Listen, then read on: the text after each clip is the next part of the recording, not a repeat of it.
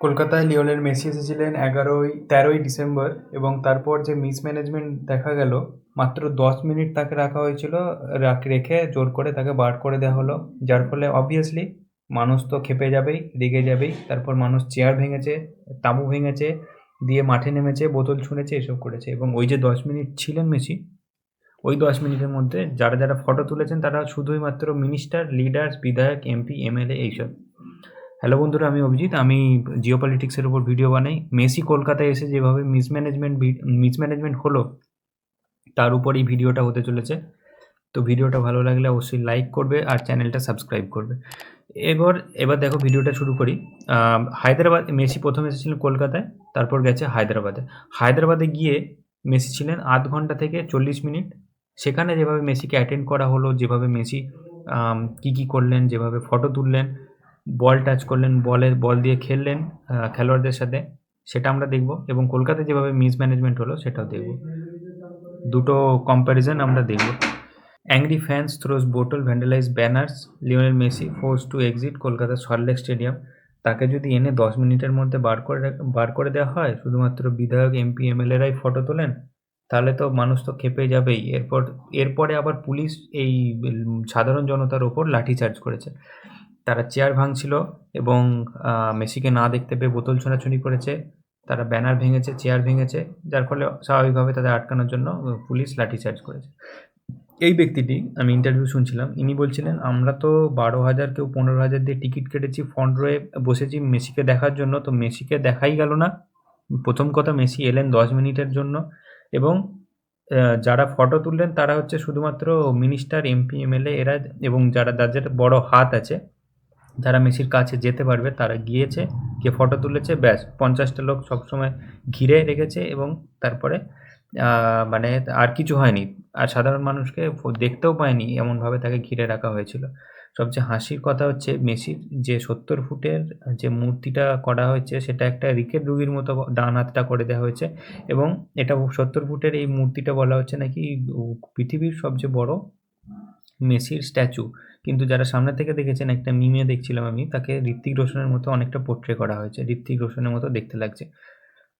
এবার মেসি বেছে নিলেন এখান থেকে, কলকাতা থেকে হায়দ্রাবাদ। একই টি শার্টে চলে গেছেন বেচারা। Hyderabad event concludes after short skill display, crowds go loud. Actually যেটা কলকাতার মানুষ এক্সপেক্ট করেছিল, সেটা অ্যাকচুয়ালি হায়দ্রাবাদের মানুষ দেখতে পেল। মেসি এখানে হায়দ্রাবাদে গিয়ে তো এখানে ফুটবল খেলেছেন খেলোয়াড়দের সাথে, যেটা দর্শকরা এনজয় করেছেন এবং সেটা উপভোগ করেছেন। ফটো তুলেছেন মেসি খেলোয়াড়দের সাথে, হাত মিলিয়েছেন, তারপরে অবশ্যই বল টাচ করছেন এবং খেলোয়াড়দের পাস করছেন, দিয়ে খেলোয়াড়দের সাথে খেলছেন। এটা দেখা গেছে হায়দ্রাবাদে, যেটা অ্যাকচুয়ালি কলকাতায় হতে পারতো।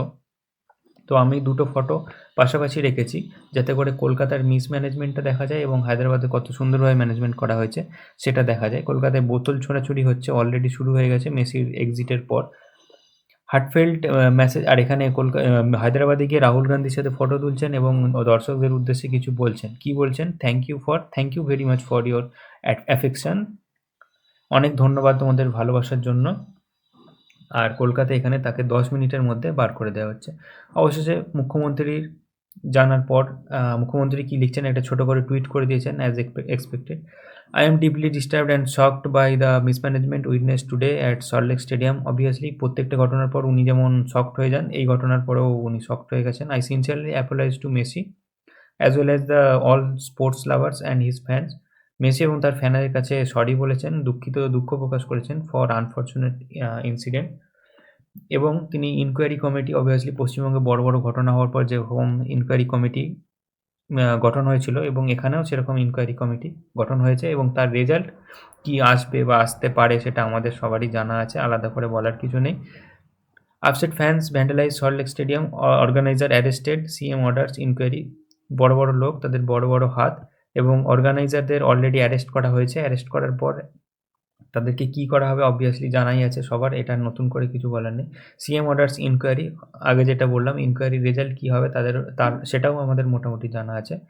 Tickets to be refunded, tickets refund করা হবে, এটা একটা বড় কথা কলকাতার পুলিশ বলেছেন। সান্ত্বনা দেওয়ার জন্যই হোক বা সত্যিকারেরই হোক, যাই হোক, টিকিট তো রিফান্ড করা হলে খুবই ভালো কথা। কিন্তু প্রশ্নটা হচ্ছে, যারা অফলাইনে টিকিট কেটেছে, যারা ব্ল্যাকে টিকিট কেটেছে, তাদেরকে রিফান্ড করবে, বা যারা অনলাইনে কেটেছে তারাই বা রিফান্ডটা পাবে কীভাবে, কবে পাবে সেসব নিয়ে কিন্তু কিছুই বলা হয়নি। যাই হোক রিফান্ড হলেই সেটাই আশা করব যাতে করে প্রত্যেকেই তাদের রিফান্ড পায়। এটাই আশা করব। যাই হোক ভিডিওটা এখানেই শেষ করছি। ভিডিওটা ভালো লাগলে অবশ্যই লাইক করবেন। আর এরকম ভিডিও দেখার হলে সাবস্ক্রাইব করবেন। Thank you.